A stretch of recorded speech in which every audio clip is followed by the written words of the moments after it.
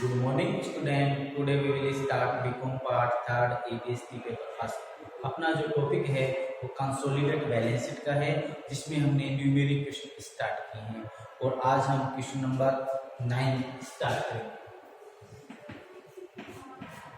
जो question number 9 है, इसमें एक नया पॉइंट है डिविडेंड के बारे में। तो जब डिविडेंड के बारे में हो तो उसकी कैलकुलेशन किस प्रकार से करती है। अभी तक हमने 1 to 8 क्वेश्चन कंप्लीट किए हैं, उसमें डिविडेंड के बारे में कैलकुलेशन नहीं थी।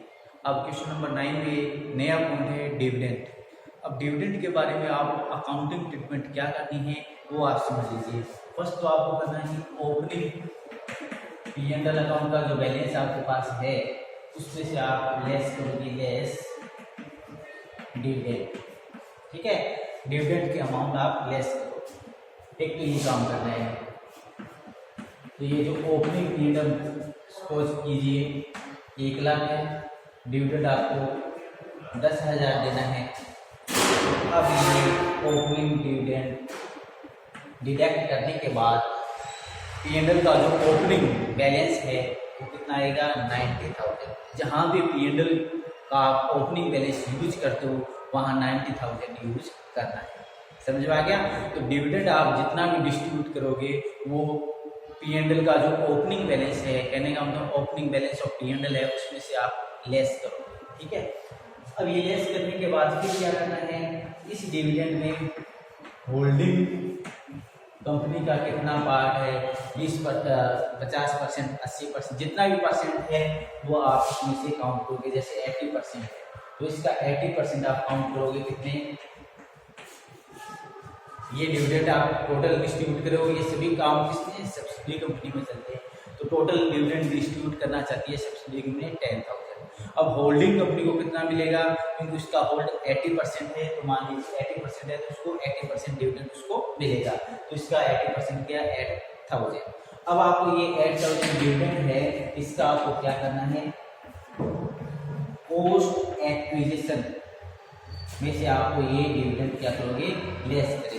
जैसे पोस्ट एक्विजिशन मान लीजिए ये है 1,20,000। पोस्ट एक्विजिशन मान लीजिए कितना है, 1,20 में से ये डिविडेंड आप क्या करोगे, लेस करोगे। उसके बाद पोस्ट ऑफ एक्विजिशन मानेंगे। ठीक है, एग्जाम्पल में उसने अलग तरीके से किया है, तो अपन कैसे करेंगे वो फिर रिपीट कर देता हूँ। जितना डिविडेंड डिस्ट्रीब्यूट करना है टोटल कैलकुलेट करेंगे और P&L के ओपनिंग बैलेंस में से लेस करेंगे। उसके बाद दूसरा पॉइंट क्या करना है, कॉस्ट ऑफ एक्विजिशन में होल्डिंग कंपनी का जितना डिविडेंड है, जितना परसेंट है वो काउंट करके कॉस्ट ऑफ एक्विजिशन में स्टार्टिंग की जो पॉइंट होते हैं उसमें ही लेस करेंगे। और लास्ट पॉइंट क्या करना है, पॉइंट नंबर 4 में कंसोलिडेटेड प्रॉफिट में आपको जो आपने कॉस्ट में लेस किया है, कॉस्ट ऑफ एक्विजिशन में जितना डिविडेंड लेस किया है वो ही अमाउंट आपको पॉइंट नंबर 4 में कॉस्ट ऑफ एक्विजिशन में लेस करनी है।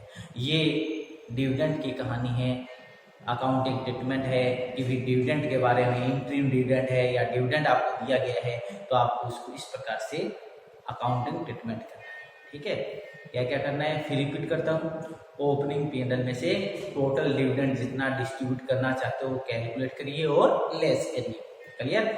दूसरा काम क्या करना है, कॉस्ट ऑफ एक्विजिशन में होल्डिंग कंपनी का जितना डिविडेंड है वो लेस कर दीजिए। और जो लेस किया वो पॉइंट नंबर 4 में भी आपको लेस करना है। पॉइंट नंबर 4 किसके लिए होता है, कंसोलिडेटेड प्रॉफिट के लिए होता है, तो वहां से भी आप उसको डिडक्ट करोगे, लेस करोगे, ये पॉइंट होता है। ठीक है, अब स्टूडेंट ये मत पूछना सर डिविडेंड कैसे काउंट करेंगे, तो इक्विटी शेयर कैपिटल है उस पर डिविडेंड काउंट किया जाता है।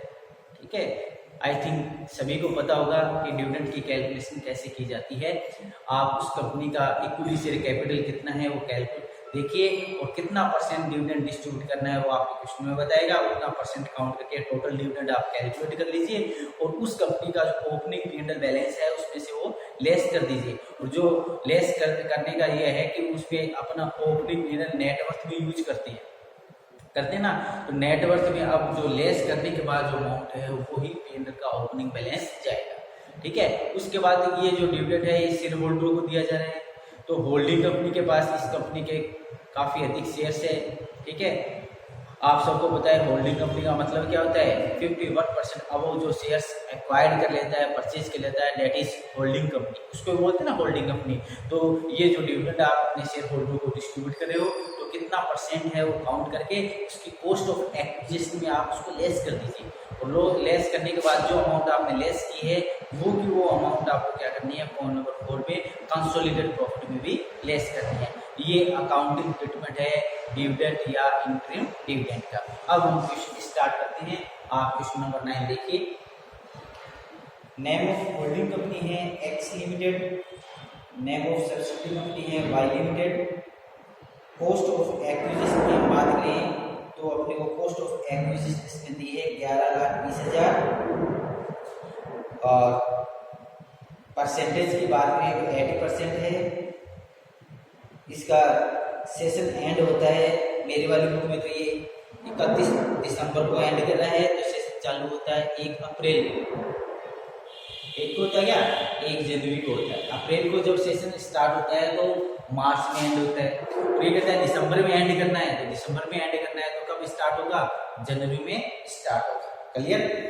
तो जनवरी में है तो इसने एक्वायर्ड किया 1 अप्रैल को। अब ध्यान रखना 1 अप्रैल है तो जनवरी से मार्च तक की काउंटिंग करो, 3 मंथ है प्री एक्विजिशन पीरियड, और अप्रैल से दिसंबर तक है पोस्ट एक्विजिशन पीरियड। अब ये डिविडेंड डिस्ट्रीब्यूट करना चाहता है, वो 10% करना चाहता है, और सब्सिडी कंपनी की शेयर कैपिटल है वो 5 लाख है, तो 5 लाख पर वो डिविडेंड डिक्लेयर करना चाहता है। ठीक है, अब देखो इसकी डिविडेंड की कार्रवाई बता देता हूँ। कैपिटल है इसके पास 5 लाख, 10% डिक्लेयर करना चाहता है, मीन्स 50,000 इसका टोटल डिविडेंड होता है।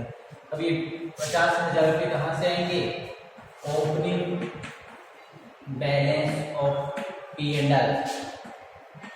ओपनिंग बैलेंस ऑफ P&L अपने को दे देते हैं 2,80,000, उसमें से आप लिख देना लेस डिविडेंड 50,000,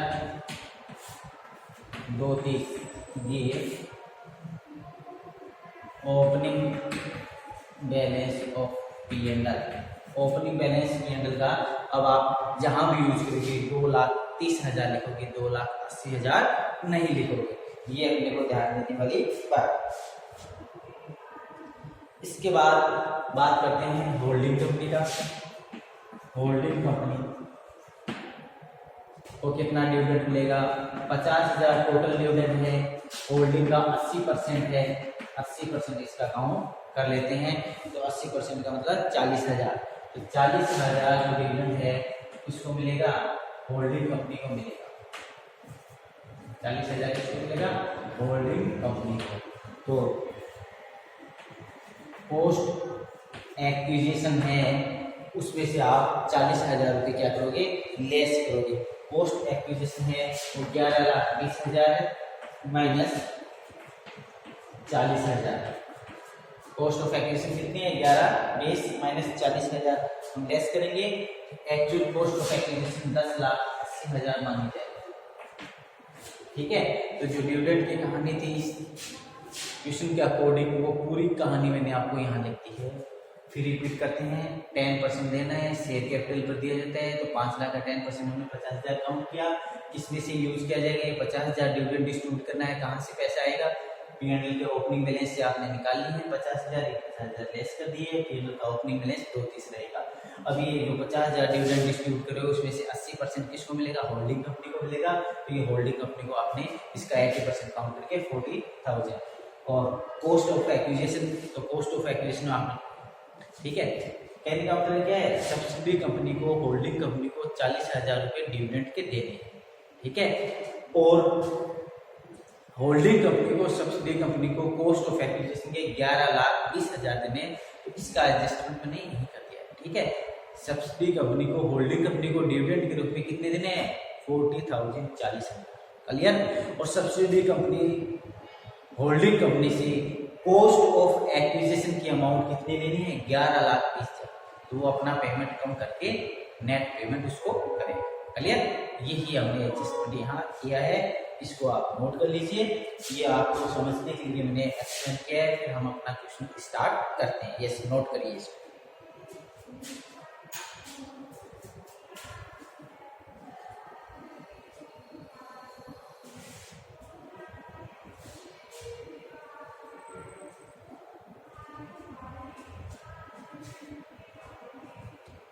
यस, अब आप लिखिए name of holding company X limited, name of holding company X limited, name of subsidiary company Y limited,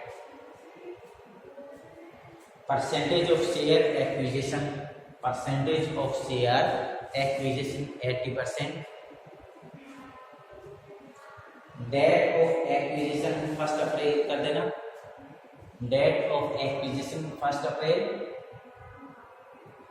और cost of acquisition, cost of acquisition, ये जो भी कैलकुलेशन ना ये लिख लेना। Cost of acquisition equal 1120 minus 40,000, 40,000 किसके हैं?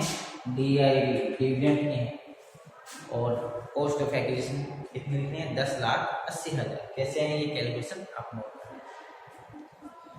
फिर लिख दीजिए प्री एक्विजिशन पीरियड 3 मंथ और post acquisition period 9 month, 9 month.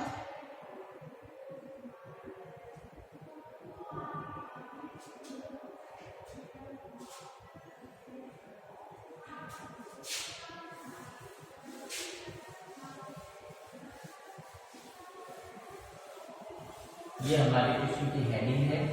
अब हम स्टार्ट करते हैं आगे प्राइमरी कैलकुलेशन की। तो फर्स्ट अपन क्या करते हैं, एक नोट लिखते हैं,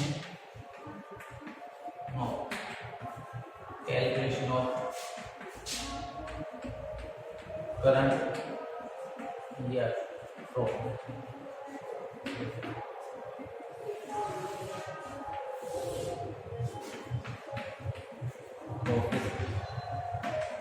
given in balance sheet, profit given in balance sheet. तो बैलेंस शीट में इसका प्रॉफिट देखेंगे और वो लिखेंगे 3,60,000 less opening balance of P&L। अब ओपनिंग बैलेंस ऑफ P&L कितना लिखना है? 2,30,000। फिर भी मैं यहाँ लिख देता हूँ ओपनिंग बैलेंस ऑफ P&L कितना था? 2,80,000 लेस डिविडेंड 50,000 और यहाँ लिखना है 2,30।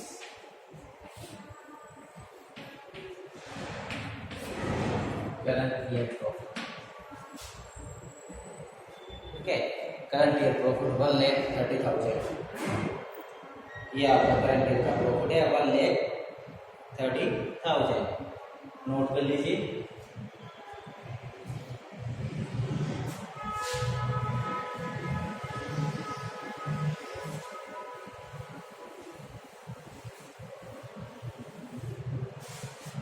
अब आप फर्स्ट पॉइंट लिखोगे, नेटवर्थ की कैलकुलेशन होती है ना, वो स्टार्ट करते हैं।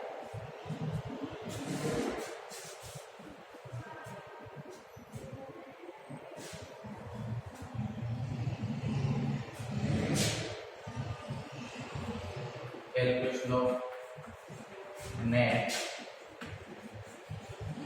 Worth of Y limited. Subsidy company होती है तो सब्सिडी कंपनी का नाम है वाई लिमिटेड। इसके अपन क्या करते हैं, नेटवर्थ में हम शेयर कैपिटल लिखते हैं। P&L का ओपनिंग बैलेंस जितने भी रिजर्व होते हैं उसको ओपनिंग बैलेंस लिखते हैं। तो यहाँ लिख देते हैं इक्विटी शेयर कैपिटल। ये अपने को बैलेंस शीट में दे रखी है 5 लाख। इसके बाद है जनरल रिजर्व का भी ओपनिंग बैलेंस अपने पास है, वो लिख देते हैं जनरल रिजर्व ओपनिंग बैलेंस। अपने को दिया इसने 20,000, ये लिखते हैं। फिर लिखते हैं P&L, इसका भी अपने पास ओपनिंग बैलेंस है तो P&L का भी ओपनिंग बैलेंस लिखेंगे। अभी हमने बताया था आपको कि P&L का कितना ओपनिंग बैलेंस है, वो आप देख पा रहे हो। ओपनिंग बैलेंस लिख देते हैं। एयरटेल का ओपनिंग बैलेंस कितना बताया था मैंने, 2,30,000 काउंट करके बताया। इसके बाद हम बात करते हैं pre acquisition profit. Pre acquisition profit, अब जो आपका प्रॉफिट है वो उसका प्री एक्विजिशन पीरियड हमें देखना है कितना है, उसके अकॉर्डिंग तो आपका ये करंट रेट का प्रॉफिट है 130। प्री एक्विजिशन टाइमिंग कितना है, 3 मंथ, 3/12 ये कैलकुलेशन करते हैं और यहाँ लिखते हैं ये आएगी 32,500। इनकी कैलकुलेशन आपने की 32,500। इसके बाद इसका हम टोटल करते हैं।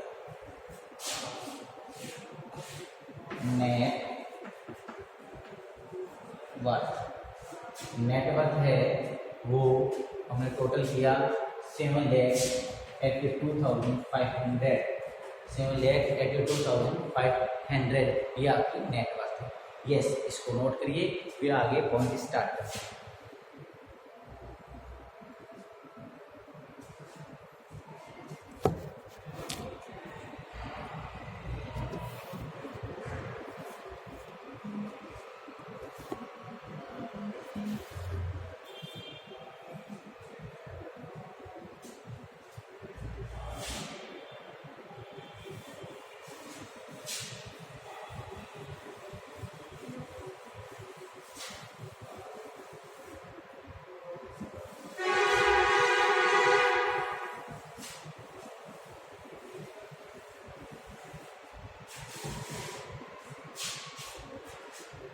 Number second, calculation of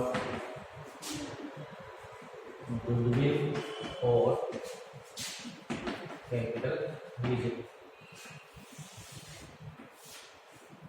calculation of goodwill और कैपिटल रिजर्व। अब आपका कितना परसेंट है वो ले लेते हैं, 80% of net worth of share acquisition. 80% of net worth of share acquisition. तो जो नेटवर्थ है उसका 80% आप काउंट करिए, ये आएंगे 6,26,000। ठीक है, इसके बाद less cost of acquisition, less cost of acquisition. Cost of acquisition already हम कैलकुलेट कर चुके हैं, वो लिखते हैं 10,80,000।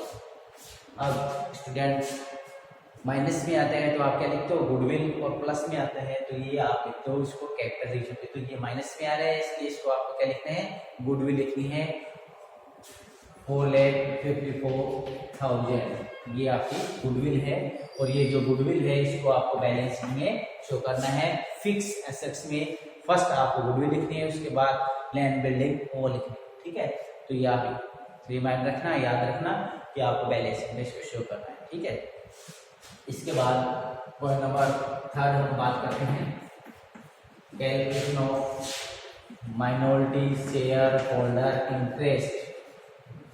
माइनॉरिटी शेयर होल्डर इंटरेस्ट, अब देखिए 80% होल्डिंग कंपनी के पास है तो माइनॉरिटी वाले कितने रहेंगे, 20%। तो यहाँ लिखते हैं 20% of net worth of share acquisition.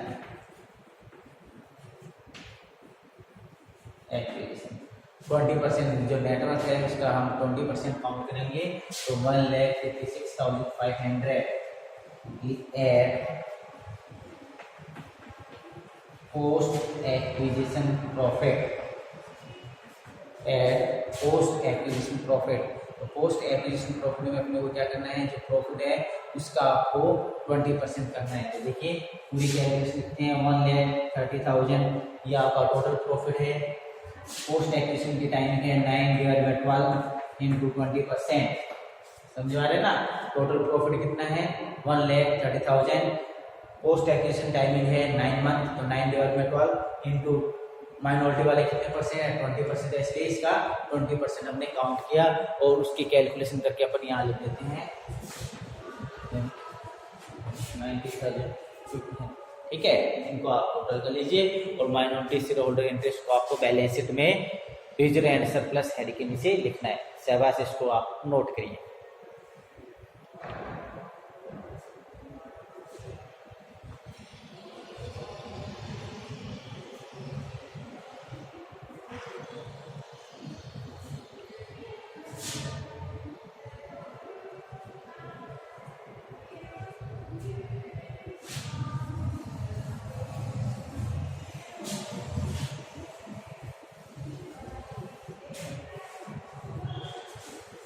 Point number 4, calculation of consolidated profit of X Limited। Holding company ना, उसका लिखा जाता है ये X Limited। अब इसमें profit given in balance sheet करेंगे। प्रॉफिट अपने को इसने जो दे रखा है होल्डिंग कंपनी का वो लिखेंगे 80,000, ठीक है। Profit given in balance sheet 80,000। फिर आपको मैं बताया था लेस डिविडेंड। अब डिविडेंड वहां पर जितना लेस किया था वो आपको करना है, आपको याद है तो वहां कितना है 50,000 का 80% मीन्स 40,000 यहाँ आपने लेस करना है, ठीक है। इसके बाद एड पोस्ट एक्विजिशन प्रॉफिट, ये टोटल प्रॉफिट है, टाइमिंग है 9/12 इंटू 80%, ठीक है। टोटल प्रॉफिट है, उसका पोस्ट एक्विजिशन टाइमिंग है 9 मंथ, वो करेंगे। उसके बाद तो ये 78,000 पोस्ट एक्विजिशन प्रॉफिट। फिर आपको लिखना है less unrealised profit on closing stock. Less unrealised profit on closing stock 30,000 का अपने पास क्लोजिंग स्टॉक है, ऑन कॉस्ट है इसलिए 25/125, ठीक है।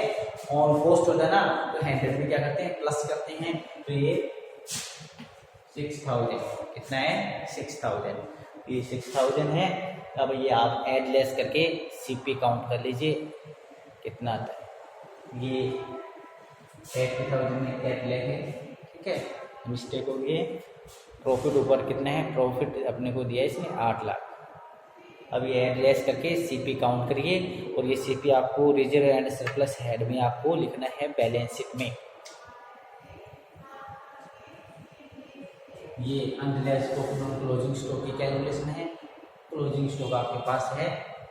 अब ये कैलकुलेशन जब आप बैलेंस शीट क्रिएट करोगे ना तो उस बैलेंस शीट में दोनों कंपनी की क्लोजिंग स्टॉक का टोटल करना है और ये 6,000 रुपये लेस करना है।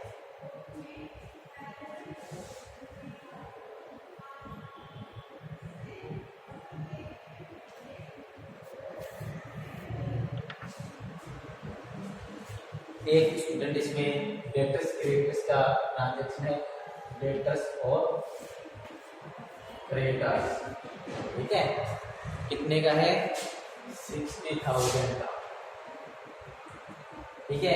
एक कंपनी कह रही है कि मैं दूसरी कंपनी के होल्डिंग सब्सिडी को बोल रही है कि मैं इसके इतने रुपये मांगती हूँ 60,000 रुपये, तो ये इंटर कंपनी ट्रांजैक्शन होता है और इसकी कहीं भी कोई पोस्टिंग नहीं होती है। आपको बैलेंस शीट में इसको कैंसिल करना है। कैसे करना है, 60,000 रुपये डेटर्स में से लेस करना और 60,000 रुपये क्रेडिटर्स में से लेस करना, इसको भी बोलते हैं इंटर कंपनी ट्रांजैक्शन कैंसिल किए जाते हैं बैलेंस शीट में, ठीक है।